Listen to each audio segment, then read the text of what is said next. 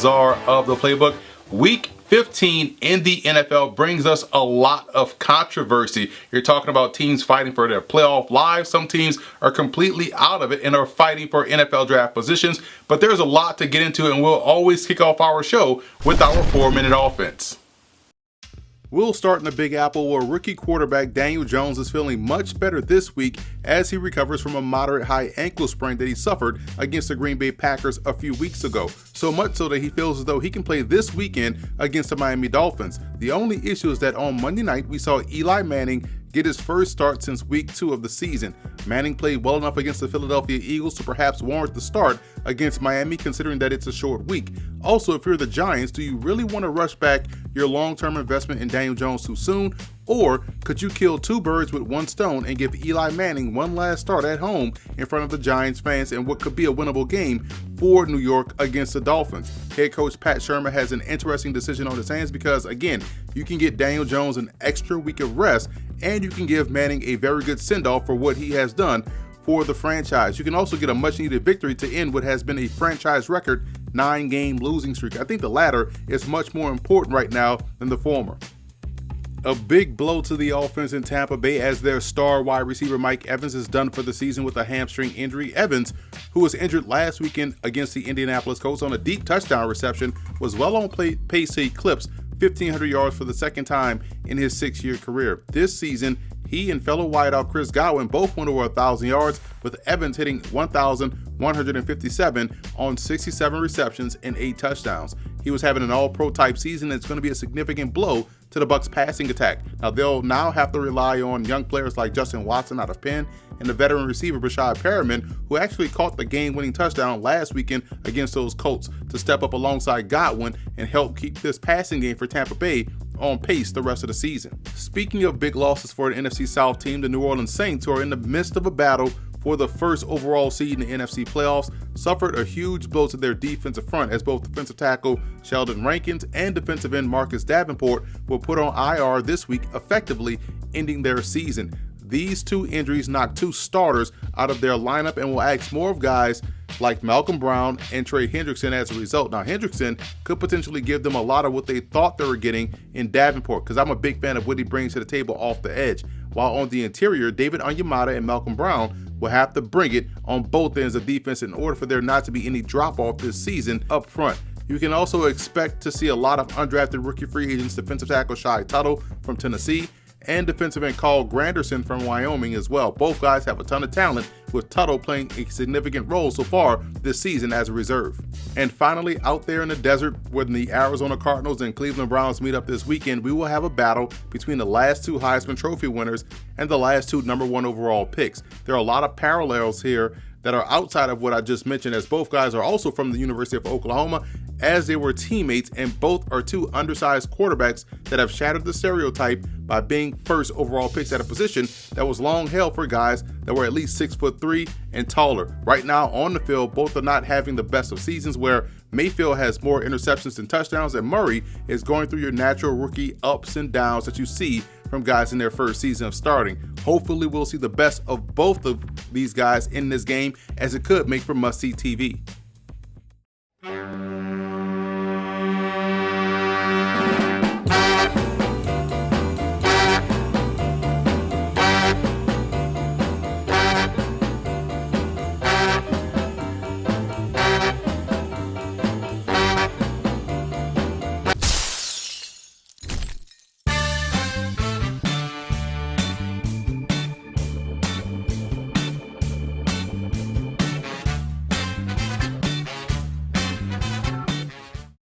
All right, let's start to preview some games, and we'll start with Thursday Night Football as the New York Jets travel down to Baltimore to take on the Ravens. And this one is simple for the Jets. They're going to be without perhaps Quinnen Williams, their defensive lineman, their rookie, and also safety Jamal Adams. So it's going to ask a lot of that defense to not only be assignment sound, but they have to be able to execute. That's going to be key against the Baltimore Ravens rushing attack. Defensively, you have to be gap sound, you have to be able to make plays at the point of attack, but you also have to keep your eyes on your luggage and do your responsibilities. Otherwise, you're going to get gashed deep down the field or on the ground for big plays. Offensively speaking for the Jets, can Sam Darnold and that offense beat the Baltimore Ravens at their own game. I'm talking about long, sustained drives, keeping that offense on the field, keeping the ball out of Lamar Jackson and that offense's hands. If they can do that, drive down the field and come away with points, it doesn't matter if it's 3 or 7, the Jets have to be able to put points up on the board to make things tougher for Baltimore. So you're going to need your offense to do a great job of emulating what you're seeing from the Baltimore Ravens as far as time of possession is concerned. Now on the Ravens front, defensively, you hope that they can get quick stops against the Jets offense, because the worst thing you can do is give a struggling offense any confidence. And the Jets right now are kind of in flux offensively. 3 weeks ago, we saw them average 3 straight games of 30 points or more.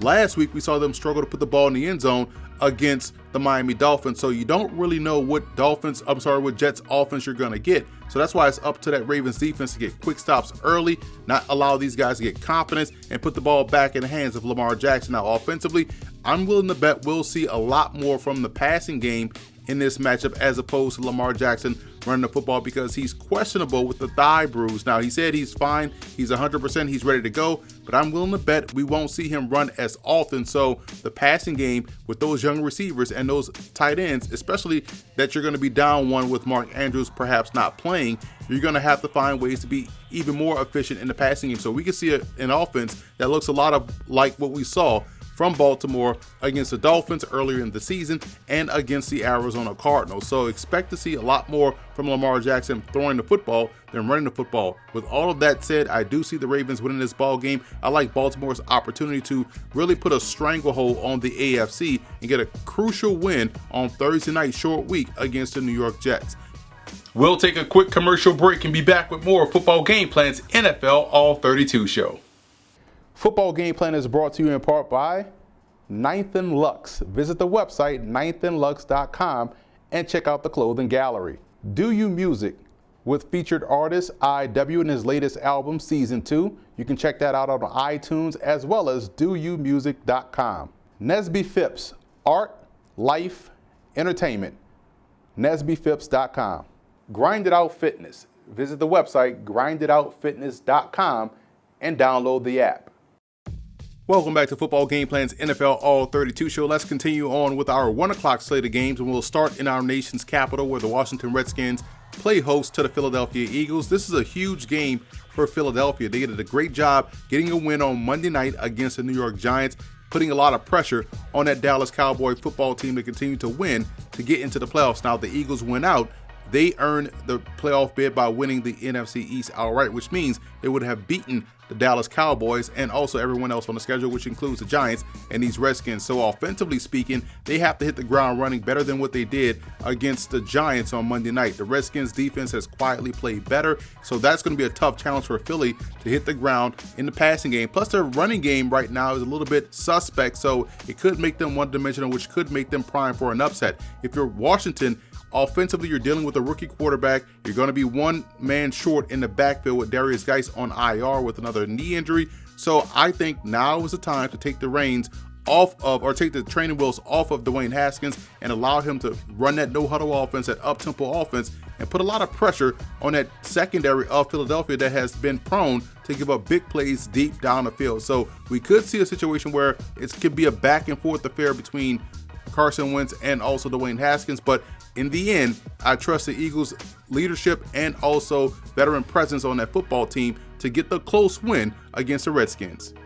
Next up, we have a huge matchup in the AFC South between the Houston Texans and Tennessee Titans. This is a big game for Houston more so than anyone because the Texans right now are in first place in the AFC South, but if they lose this ball game to Tennessee, they're going to find themselves on the outside of the playoffs looking in because their 8-5 record now has to compete with the Buffalo Bills, who are 9-4, and the Pittsburgh Steelers, who are red hot right now, that have that 8-5 record as well. So this is a huge game for the Texans, and the biggest matchup they're going to have to win is going to be up front. Can their offensive line keep Deshaun Watson clean in the pocket against his very tough defensive front seven of Tennessee? Now on the flip side, the Titans can run the football. They're starting to get their rookie wide receiver A.J. Brown more involved. Tannehill is playing the best ball of his career, so there's a lot of positive momentum going into this ball game.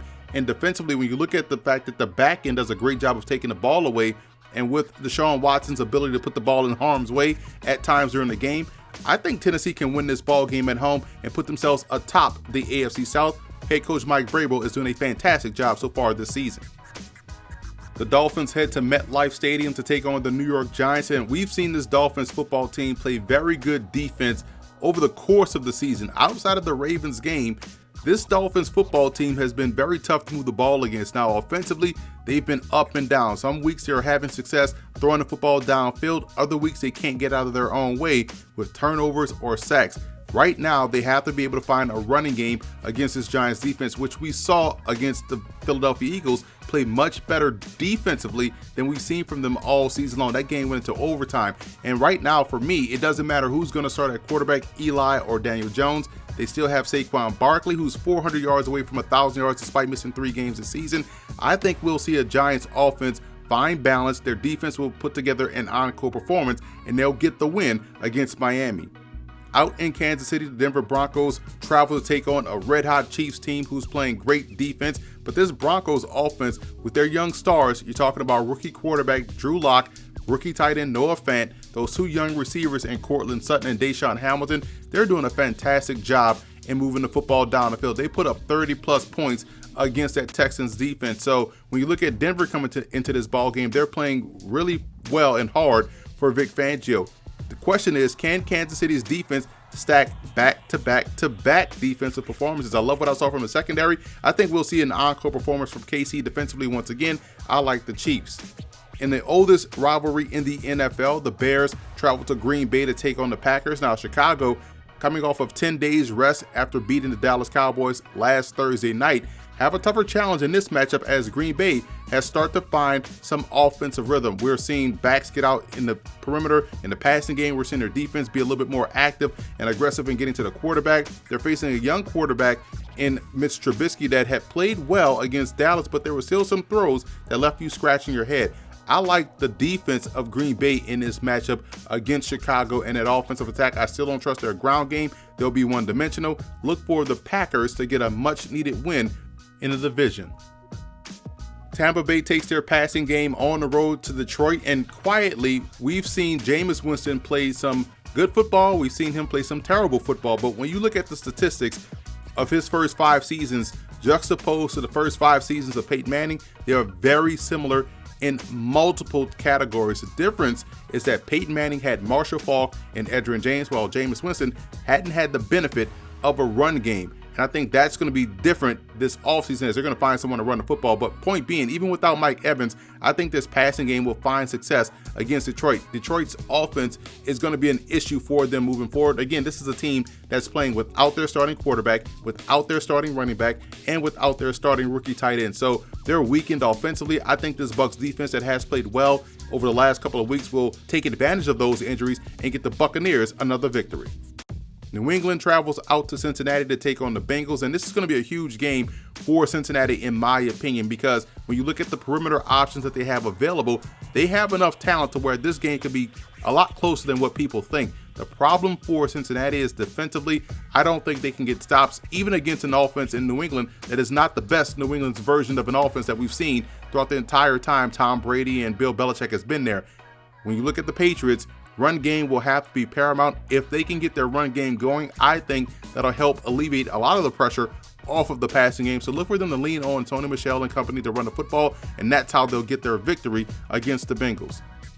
And finally, we have the Seahawks taking on Carolina, a get-right game for Seattle, as I think their offense has an opportunity to find some consistency and find a rhythm against the Panthers defense that hasn't been as stout as we've seen from it early in the year. Their offense, on the other side, hasn't been as consistent as we saw from it when they were on that winning streak earlier in the year before they fired Ron Rivera. So I think this will be a get-right game for Seattle. I think they'll go out east, take care of business, and get a much-needed win in the NFC to help continue to strengthen their case for the playoffs. Football Game Plan is brought to you in part by Financial Coaching LLC, Investment, Retirement, Security, Stewardship Credit. Financial growth is in your hands. StewardshipCredit.com. Adrienne Marie Photo, photographer, writer, management. AdrienneMariePhotography.com. Lock Multimedia. Be sure to order your copy of the Go-Go Offense by Coach Brennan Marion on footballgameplan.com/GoGoOffense. Coach Marion goes through the ins and outs of his explosive offense, one that's tearing up the college football field and putting a lot of points on the scoreboard. Again, you can order your copy at footballgameplan.com/GoGoOffense. Welcome back to Football Game Plan's NFL All-32 show. We move now to the 4 o'clock window, and we'll start out in Los Angeles, where the Minnesota Vikings travel to take on the Los Angeles Chargers. Last week, we saw this Chargers offense get right against the Jacksonville Jaguars with an offensive explosion. A little bit different weight class in this matchup, as they'll face a very tough Vikings defense that is solid at all 3 levels of their defense. And offensively, they play with balance. They've done so all season long.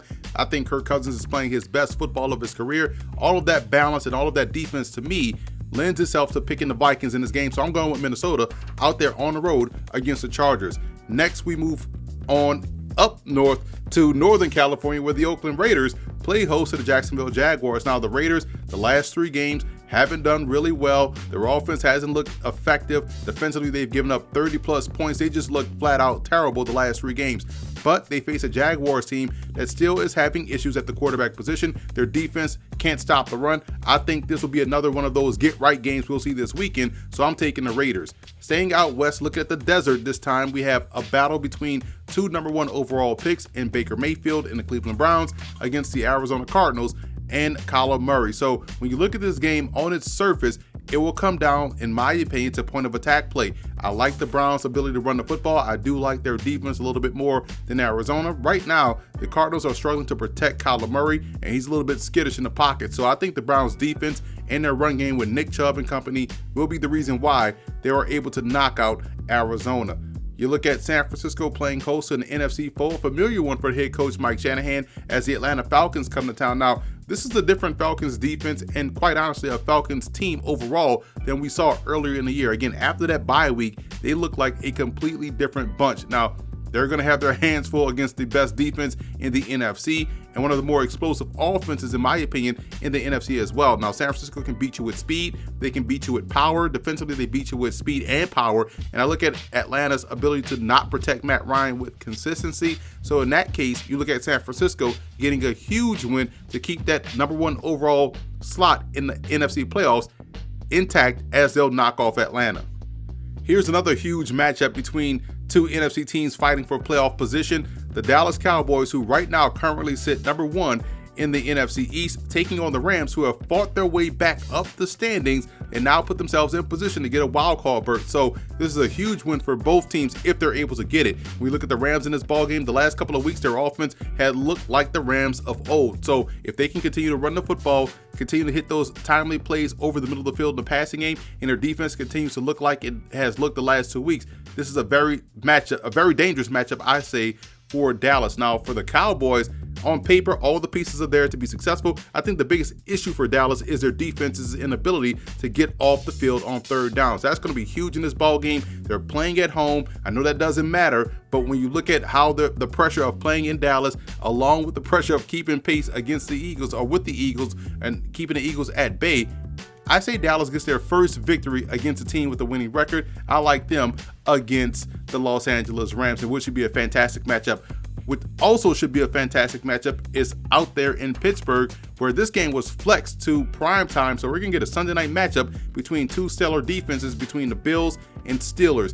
Buffalo's offense has opportunities to hit plays deep down the field. It's just up to Josh Allen to be able to connect on them. Defensively, they'll keep them in this ball game. So we're looking at a very close matchup between 2 AFC teams. On the other side, the Steelers are going to get healthy on offense. They're going to get back James Conner. They're going to get back Juju Smith-Schuster, and their defense is playing top 5 ball right now. I think because of their defense and what they're getting back in on offense with those 2 options on the perimeter and in the backfield, it's going to help elevate the play of Devlin Hodges a little bit more. He's gaining more confidence with each subsequent week. I think the Pittsburgh Steelers win in a close one, a very entertaining game against the Buffalo Bills.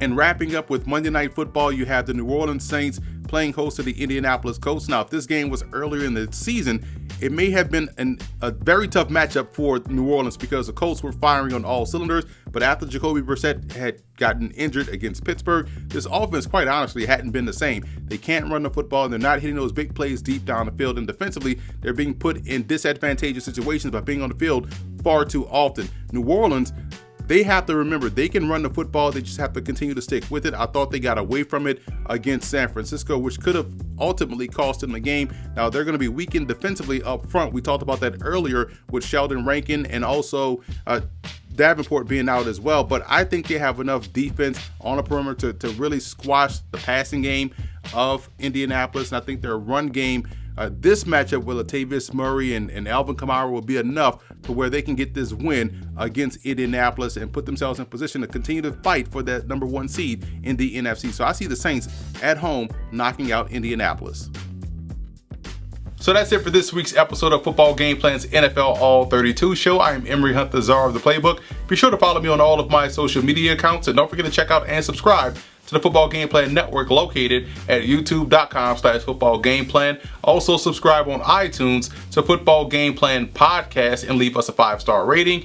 And keep it locked here on the Game Plus Network for tomorrow's episode of College Football Tailgate, where we talk about the 2019 College Football Hall of Fame induction class.